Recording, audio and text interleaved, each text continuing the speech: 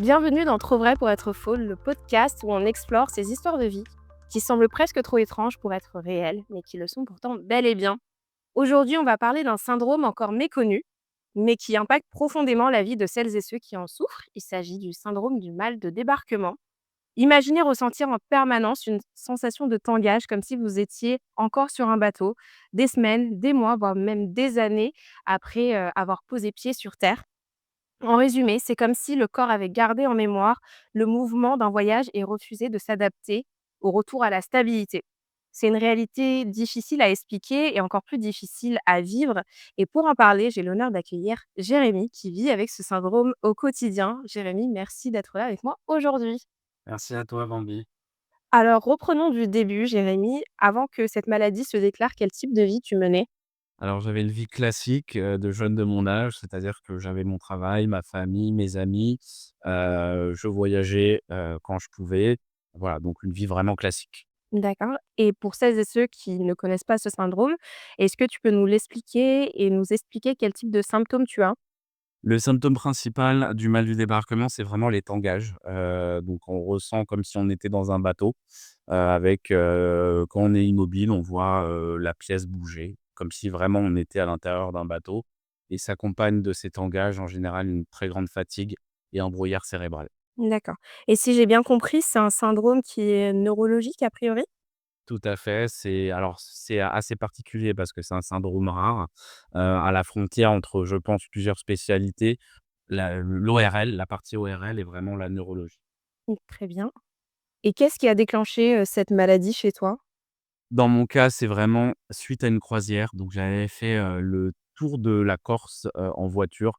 J'avais mis ma voiture dans le bateau puisque j'habite en région parisienne, et à mon retour, sur le continent pour rentrer sur Paris, les symptômes ont commencé quand je suis rentré chez moi, donc c'est vraiment parti, de cette croisière. Et comment tu as réagi face à ces symptômes? Est-ce que tu t'es dit que ça allait passer? Est-ce que ça t'a inquiété directement? Oui, tout à fait. Alors, tout d'abord, c'est vrai que j'étais un peu familier avec les problèmes de vertige puisque j'avais déjà eu, dans le passé des problèmes vestibulaires donc qui m'avaient donné des vertiges et qui n'avaient aucun rapport avec le mal du débarquement, qui étaient vraiment des problèmes vestibulaires, liés à l'oreille interne. Donc j'étais un peu familier de tout ça, mais ça s'était arrangé. Donc, quand j'ai ressenti les premiers symptômes après la croisière, je me suis pas tout de suite inquiété. Je me suis dit que ça allait passer et que c'était suite à un voyage qui avait été assez bien rempli, hein, puisque j'avais fait un road trip, en Corse, qui est une très belle île. Et quand j'ai vu que ça ne passait pas après plusieurs jours, voire même semaines, j'ai commencé à m'inquiéter parce que, les symptômes étaient très invalidants, très fatigants et très angoissants. J'ai commencé vraiment à m'inquiéter à partir de ce moment-là.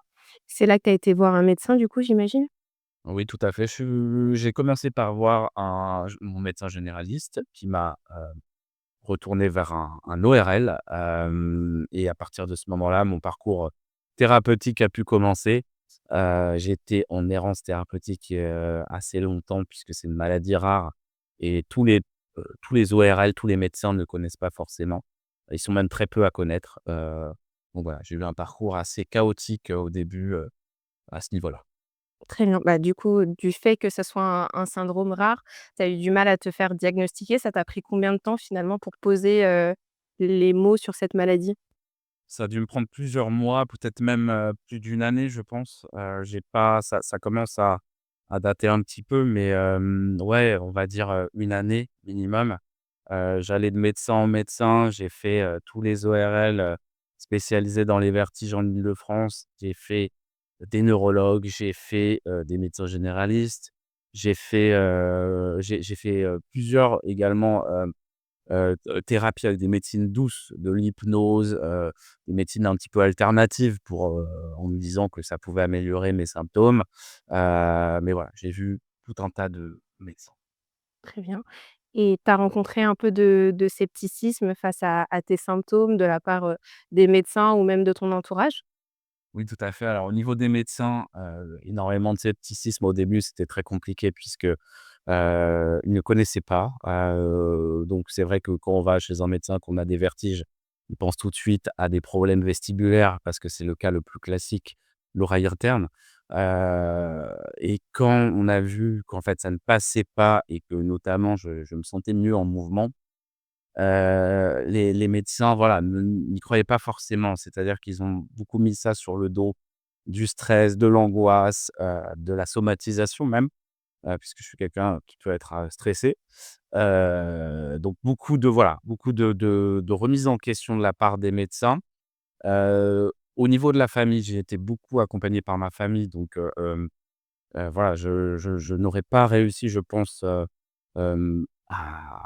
à être là où j'en suis sans ma famille, sans mes proches qui m'ont beaucoup accompagné.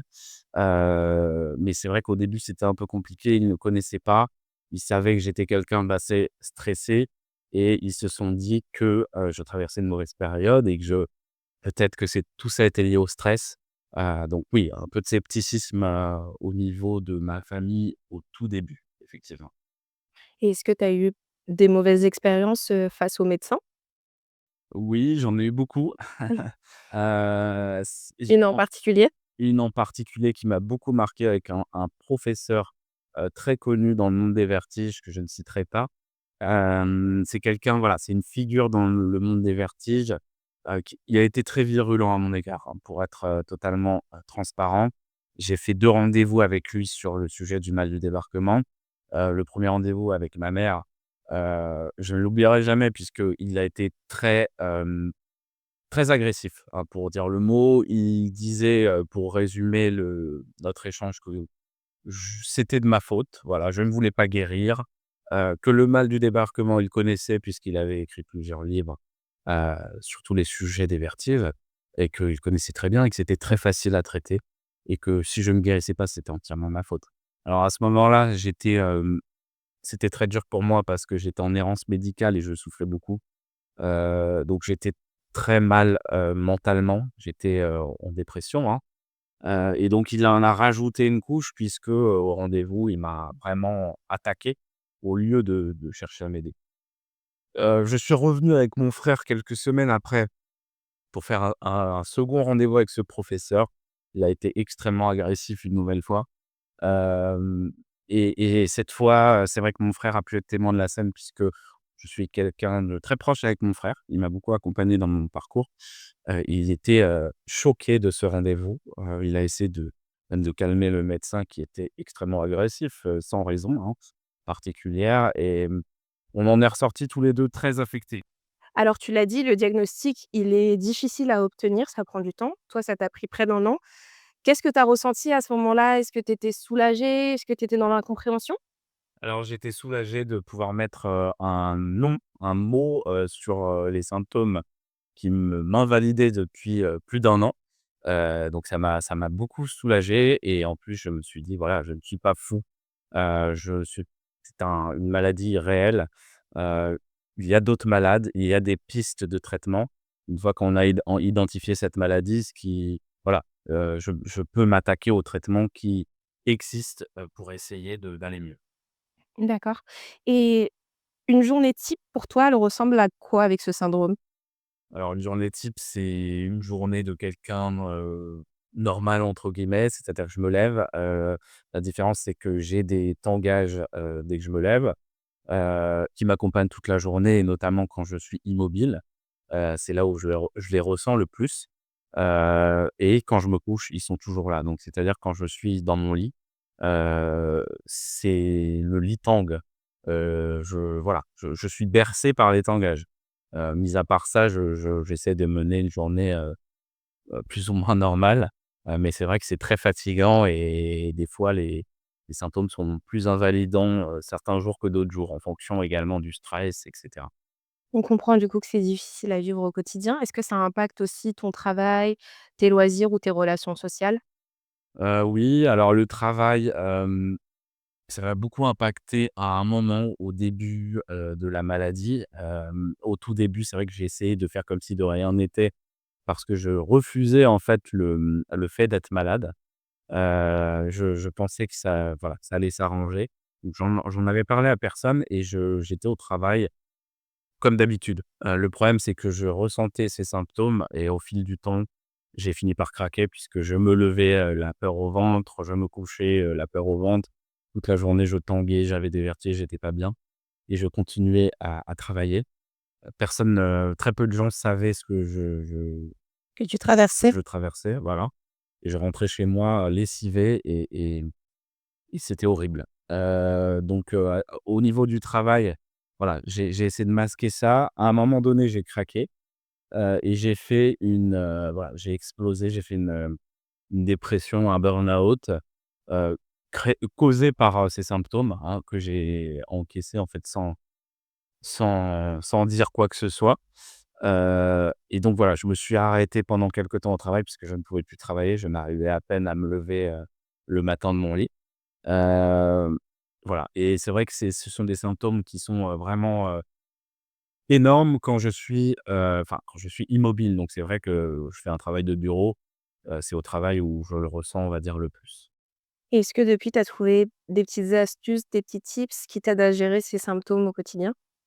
Oui, tout à fait. Alors, là, c'est vrai que ça va faire, quasiment 5 ans bientôt que j'ai ce syndrome, donc je commence à être, on va dire, «habitué» entre guillemets, même si on s'habitue vraiment jamais.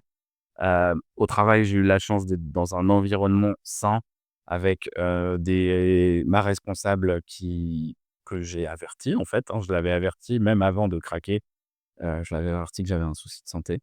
Hem Et en fait, à l'heure actuelle, je travaille toujours, et j'ai pu aménager mon travail, et mon rythme de vie en fonction des symptômes. Donc c'est ça qui j'ai de la chance à ce niveau-là puisque voilà, c'est vrai que je peux travailler par exemple à distance, quand je suis pas bien ou des choses comme ça, et donc j'ai adapté vraiment tout mon quotidien pour mieux vivre, mieux travailler, mieux vivre avec ces symptômes.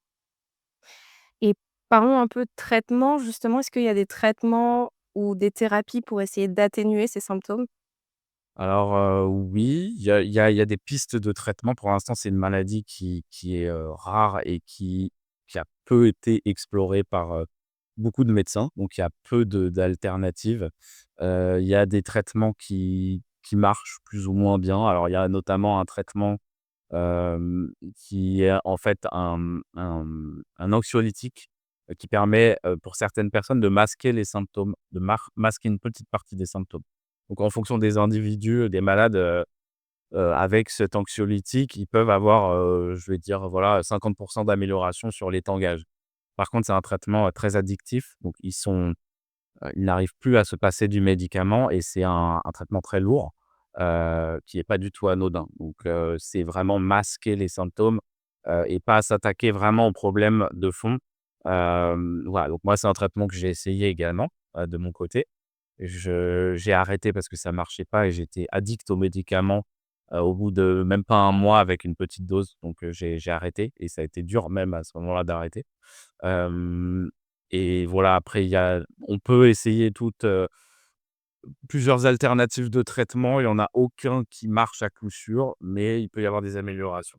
Est-ce qu'il y a d'autres traitements que tu as essayés? Alors oui, j'ai essayé plusieurs protocoles, thérapeutiques qui en sont plutôt au début, notamment le premier qui est la stimulation magnétique, transcrânienne, que j'ai fait pendant 2 semaines à l'hôpital, qui a échoué malheureusement dans mon cas. J'ai fait également un protocole thérapeutique, à Anvers en Belgique, où, en fait une équipe de médecins, de scientifiques étudiait la maladie. C'est le seul, il y avait aussi une équipe aux USA, ils avaient fait ce type de traitement-là, mais ils l'avaient délocalisé, des USA vers, la Belgique, vers Anvers. Donc, on m'avait parlé de ce protocole, je me suis dit: «Voilà, je veux l'essayer». J'étais prêt à tout pour aller mieux, et puis Anvers, c'est pas très, très loin de la région parisienne où j'étais, donc j'y suis allé avec mon frère et j'ai suivi à l'hôpital d'Anvers, ce protocole qui a échoué malheureusement sur moi, mais j'ai croisé des malades là-bas qui, avaient des améliorations, significatives. Certains, pas tous, mais certains allaient un petit peu mieux grâce au traitement. Donc j'étais content de l'avoir fait parce que c'est la plus grande piste actuelle, thérapeutique, sur la maladie.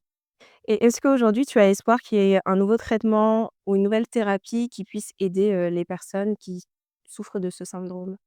Oui, tout à fait. Alors, je pense que la recherche, médicale n'en est qu'au début sur cette maladie, car, elle est rare et elle n'a pas été beaucoup explorée. Donc, je j'ai aucun doute qu'il il est trop tôt pour l'instant, on n'a pas de traitement, mais ça va venir, j'en suis certain. Je pense que les médecins vont finir par, trouver des pistes vraiment intéressantes. Il y a beaucoup de malades qui sont dans l'ombre, qui n'ont pas été diagnostiqués, mais je pense que c'est pas une maladie qui est si rare que ça au fond.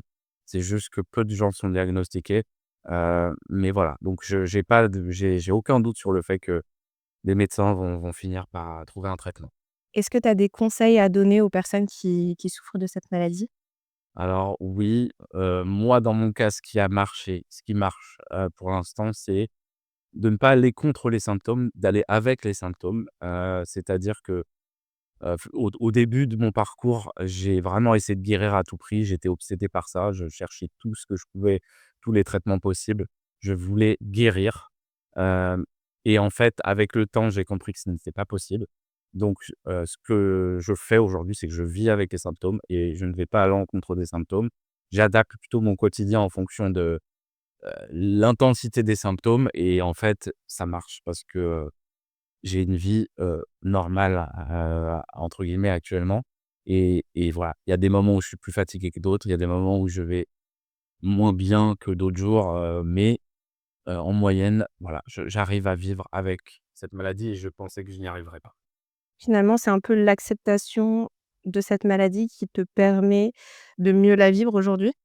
Oui, tout à fait, parce que c'est vrai qu'au début, j'avais refusé l'idée d'être malade. Voilà, je ne voulais pas, je me sentais affaibli, je me sentais voilà, je ne voulais pas être malade, j'ai fini par accepter l'idée avec un travail d'accompagnement.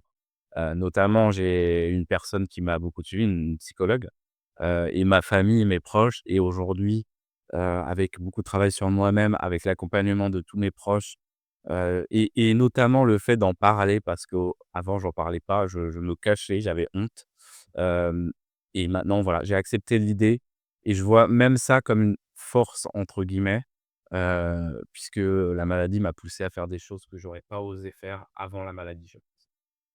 Merci Jérémy d'avoir partagé ton histoire avec, beaucoup de sincérité. C'est un syndrome qui est encore, méconnu, mais je suis sûre qu'à travers ton témoignage, tu aideras beaucoup de personnes à se sentir, moins seules, ou à comprendre aussi ce que c'est une maladie, invisible.